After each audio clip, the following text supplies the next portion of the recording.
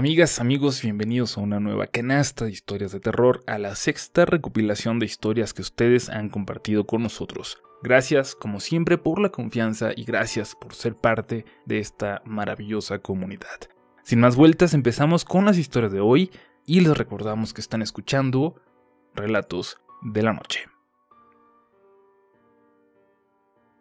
Hace más o menos un año, después de haber renunciado a mi trabajo, decidí descansar unos días y emprendí un pequeño viaje a un pueblo a 4 horas de la ciudad de Veracruz, llamado Santiago Tuxtla. Llegué por la mañana y me quedé en casa de unos tíos. Recordaba que cuando vivía ahí, era común ir a un arroyo a nadar. Era largo y se originaba en los cerros cercanos. Ese día, nadie me quiso acompañar, y sin importarme, decidí ir solo.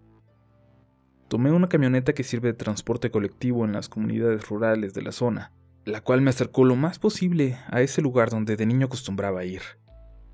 Atravesé unas parcelas por un camino de piedras hasta llegar a la orilla, y comencé a caminar. Decidí acercarme cuesta arriba del arroyo, para encontrar el mejor lugar. Después de unos 20 minutos caminando, llegué a un sitio donde había unas máquinas moliendo piedras para usarlas en la construcción. Así que seguí avanzando, internándome en el monte. Llegué a estar tan alejado que ya no se escuchaba el ruido de las máquinas. Ya no se escuchaba el canto de los pájaros o el viento. Se me fue el tiempo sin darme cuenta. Ya eran las 5 de la tarde y el sol ya comenzaría a ocultarse. Pero, conforme continuaba subiendo y alejándome más de todos, comencé a notar una conversación. Como cuando hablan y solo escuchas los susurros. Noté entonces que cuanto más me internaba, más claras eran las voces. Llegué a un árbol de amate enorme. Debajo de este se extendía una piscina natural, y el agua era tan clara y cristalina que se podían ver a los peces nadar. Aún así, cuando me senté a descansar, hubo algo que me dejó intranquilo. Esos susurros seguían ahí. Traté de acercarme más y llegué a ver a lo lejos una especie de choza con hojas de palmas como techo, a una orilla del arroyo. Tuve un mal presentimiento. Estaba completamente solo. Si algo me pasaba, nadie podría ayudarme, y sería muy difícil regresar a un lugar seguro. Decidí regresar cerca de donde escuchaba el ruido de las máquinas. Eso indicaría al menos presencia humana. Solo nadé un poco y salí de ahí antes de que se fuera el sol totalmente. Aquí viene lo más importante. Una semana después, en los periódicos locales, salió la noticia de que había aparecido un cuerpo humano, desmembrado, flotando en ese arroyo. Hasta ahora no he vuelto y no pienso andar solo por el monte. Quizás algo se me presentaría si seguía el origen de esos susurros, y hubiera sido yo el que apareció flotando en sus aguas.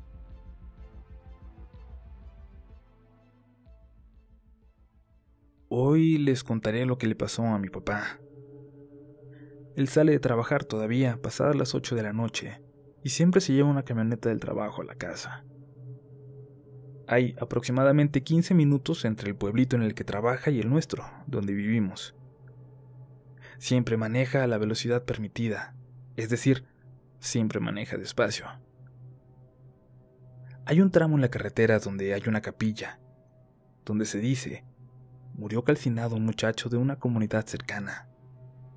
Y ya se habían escuchado relatos de que un espíritu paraba a los carros, de que pedía agua, o bien pedía un aventón. Un día, mi papá salió más tarde de lo normal y en el camino a casa miró en la orilla de la carretera a un muchacho pidiendo aventón. Él lo pasó, pero alcanzó a ver quién era, a reconocerlo. Se detuvo unos metros más adelante pensando, es hijo de fulanito, lo voy a llevar.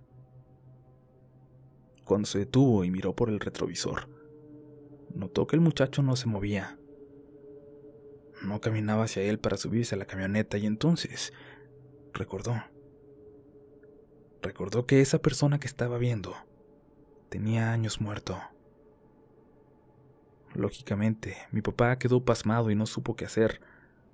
Reaccionó, dice, como a los 2 minutos y se fue lo más rápido que dio la camioneta. llegó sumamente asustado a la casa y nos contó lo que había sucedido. Tengo una historia más, una que contaba mi abuela, que en paz descanse. En mi pueblo siempre se habla de cosas paranormales y cuando le contaba a mi abuela, ella siempre decía que hay que tenerle más miedo a los vivos que a los muertos. Una noche, ella regresaba a su casa después de cuidar a una hija que estaba enferma. Eran más o menos las 12 y ella andaba solita. Decía que al pasar un palo blanco, un árbol al que siempre le achacan características paranormales, vio a una mujer alta, de pelo negro, y con un vestido largo, blanco. Mi abuelita intentó alcanzarla, pero caminaba muy rápido. Y entonces, al llegar enfrente de su casa, alcanzándola, se dio cuenta por fin de que la mujer iba flotando. Por alguna extraña razón, por algo que nunca se pudo explicar, mi abuelita sin miedo le preguntó: ¿Quién eres, muchacha? Pero la mujer solo siguió su camino rumbo al rastro que estaba más arriba de la casa de mis abuelos. Mi abuela la siguió y al llegar a un punto donde ella ya no se movió, donde solo se quedó parada, dice mi abuela que se volteó y que no tenía cara, solo tenía un hueco negro en el rostro. Ahí, hasta entonces, es donde de verdad sintió miedo y se regresó a su casa corriendo. Cuando mi abuela contó lo que sucedió, varias personas buscaron tesoros ahí en esa zona, escarbando, pero todas, sin excepción, murieron de formas misteriosas.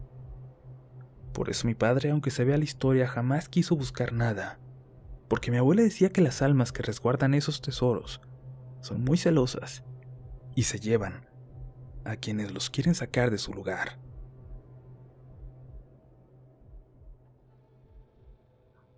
Hola, comunidad. Quiero compartirles que estoy feliz de pertenecer a este grupo y que este gusto por lo paranormal me lo heredó mi hermano, que falleció hace 2 años. Voy a contarles algo que le sucedió a uno de mis primos que también ya falleció, y es un relato más del Panteón de Dolores de la Ciudad de México. Fue hace muchos años, aproximadamente 40. Cuando mis primos y yo éramos unos niños, en algunas vacaciones nos tocó estar a todos en la casa de mi abuela. Éramos 9 primitos, y mi abuela nos llevó al panteón a limpiar una tumba. Yo, recuerdo bien, aproveché para recolectar insectos para un proyecto de la escuela, y encontré una araña que tenía en la parte de su cuerpo una cruz bien definida. Era gris y la cruz negra. Pero bueno, resultó que uno de mis primos, Enrique, siempre el más travieso, hiperactivo, no se podía estar quieto en el cementerio. Además de hacer maldades, brincaba por todas las tumbas. Mi abuelita le dijo que no lo hiciera porque podía hacer que los muertos se enojaran, pero Enrique no le hizo caso. Así transcurrió la mañana y llegamos todos en la tarde a casa de mi abuela. Al caer la noche, comenzaron a pasar por todos para llevarnos a nuestras respectivas casas, y Enriquito se quedó con temperatura y dolor de huesos. De hecho, todos pensaron que se había enfermado por tanto sol. La verdad es que pasaron días, y él seguía enfermo. Lo llevaron al médico, le mandaron tratamiento y nada, seguía muy mal.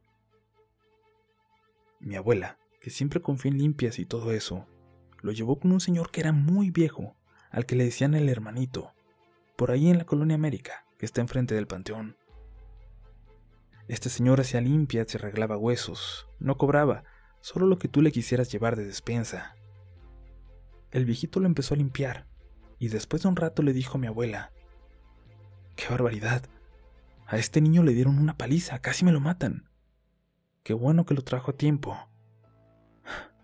Pues, ¿qué hizo este niño para tener tantas almas enojadas con él? Entonces, mi abuela le platicó lo que había hecho en el panteón. El hermanito lo curó y Enriquito mejoró eventualmente. Pero desde entonces, jamás se volvió a acercar a una tumba, ni siquiera a pasar por ningún panteón. Incluso cuando murió, fue incinerado, para no tener que volver a uno de ellos.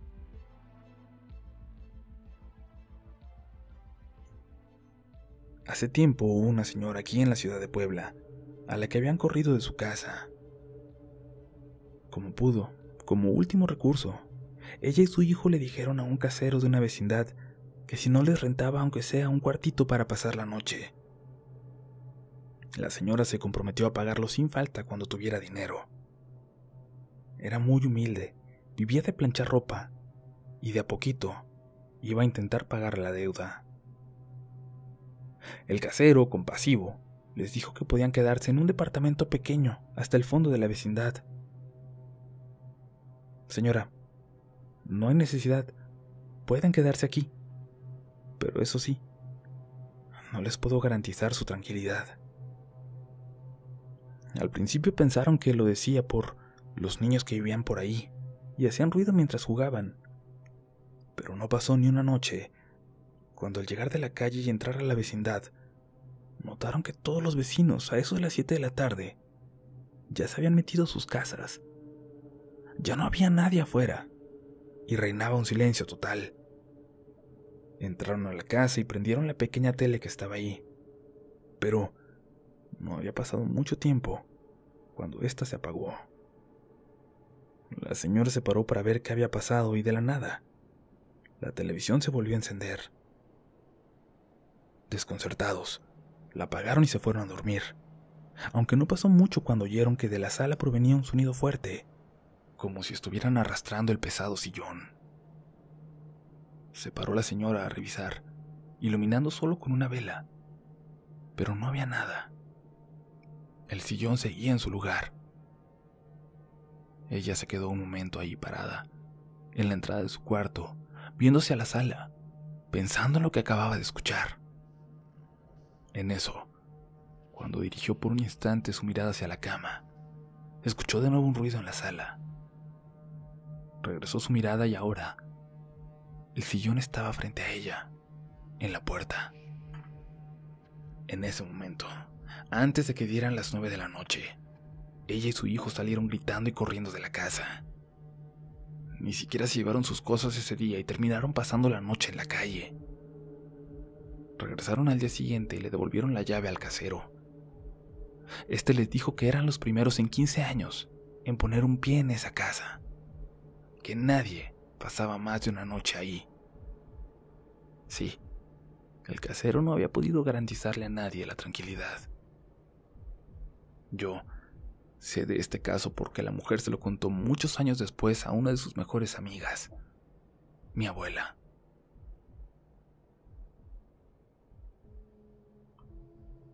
En el año 2007 decidí volver a trabajar.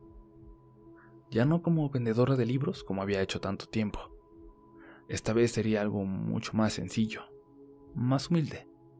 Sería recamarera de un motel, de uno que quedaba muy cerca de mi casa. Se encuentra en la carretera nacional. Se llama Motel Dalí. Muchos seguramente lo conocerán. Tenía yo aproximadamente un mes de haber entrado a trabajar cuando se suscitó uno de los episodios más oscuros, escandalosos y tristes de la historia de ese lugar. El supuesto suicidio de una chica. 20 años aproximadamente tenía la joven. Esa noche del miércoles 4 de abril, encontraron su cuerpo tumbado en la cama. Estaba desnuda y severamente inflamada de su pecho. Y tenía lo que suponen era cocaína en su rostro.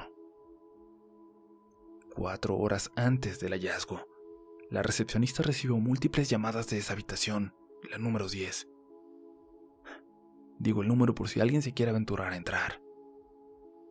En las llamadas, solo escuchaba sonidos desagradables, como gemidos, así que comenzó a rechazarlas pensando que, en esos lugares, a la gente le gusta exhibirse. Al punto de las 8 de la mañana, justo en el cambio de turno, le comunicó al gerente de los hechos sucedidos durante la madrugada, y este a su vez ordenó al metecoches y su ayudante que fueran a ver qué sucedía en la habitación. Nadie respondía a sus llamados a la puerta, así que decidieron entrar, encontrándose con la fatídica escena: un cadáver. Llamaron a una ambulancia y a la policía. El lugar de pronto se encontraba cerrado y custodiado por agentes policíacos. Cabe mencionar que nada se supo de él o los acompañantes. Solo decían que habían llegado en 3 camionetas de lujo y ocuparon las habitaciones en orden consecutivo 10, 11 y 12. Nunca se esclareció el crimen. Desde ese entonces, y soy testigo de ello, es común ver a una mujer a la cual no se le distinguen los rasgos faciales en esa ventana de la habitación, asomándose desde la planta alta, ya que la planta baja es solo de las cocheras. Se escuchan muchos ruidos dentro de la habitación, estando desocupada, y algunas noches el conmutador sigue sonando, recibiendo llamadas de esa habitación, por las madrugadas cuando, insisto, está sola completamente. Una vez mientras yo hacía mi labor de limpieza, y yo sola porque al parecer a la habitación 10 nadie quiere entrar, escuché como alguien golpeaba la pared. Pero, del otro lado, lo único que había es una palmera. No me asusté para nada, aunque sí sentí mucho frío, más de lo normal, y esa habitación es siempre bastante fría. También hay reportes de huéspedes a los que han asustado, que refieren haber visto a una mujer desnuda en la ducha. Esta es parcialmente transparente, de vidrio templado.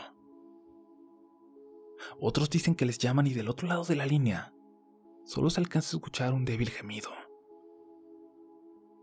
Lo que sí es un hecho es que cada año, justo por estas fechas, la actividad se recrudece, pero ese es material para otro relato.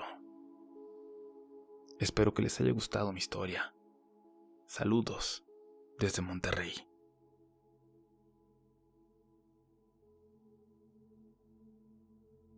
Hola, es la primera vez que publico y lo hago para contarles algo que ocurrió hace 10 años. Mi pequeña hija y yo siempre estábamos solas en casa. Éramos inseparables. No había instante en que no estuviera con ella.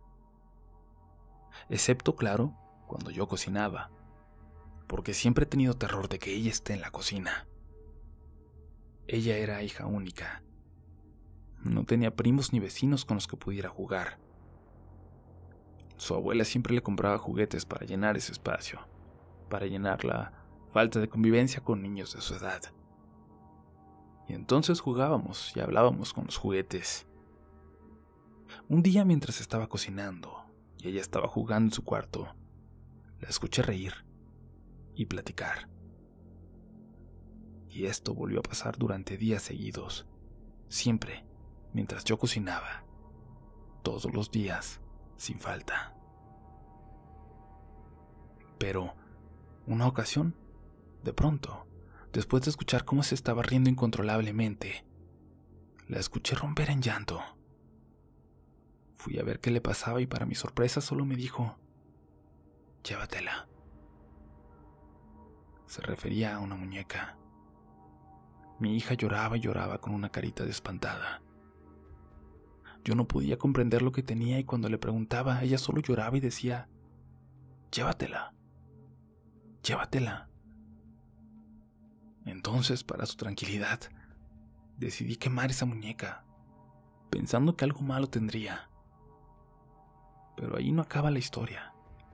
Y es que hace 2 años apenas, mi hija me contó que cuando era pequeña, tenía unos amigos muy bonitos que llegaban a jugar con ella, y hacían que su muñeca caminara sola y se moviera como si tuviera vida.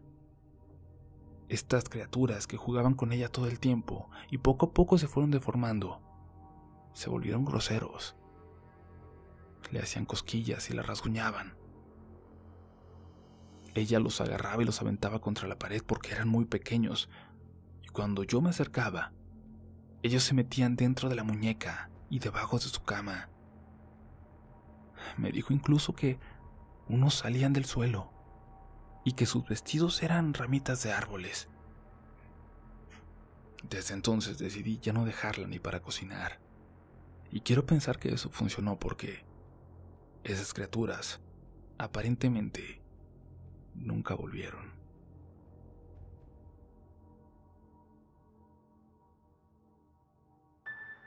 Comunidad, gracias por habernos escuchado, gracias por quedarse hasta el final. No se vayan del video sin darle pulgar arriba. Comenten cuál fue su historia favorita o si ustedes tienen una que quisieran que contáramos en el futuro. Y si están muy de buenas, compartan este video, compartan el canal, recuerden que es la mejor forma de ayudarnos a crecer. Me despido antes de perder la voz por completo. Nos escuchamos el próximo domingo con una selección de los sucesos más escalofriantes sucedidos en hospitales. Esto fue Relatos de la Noche.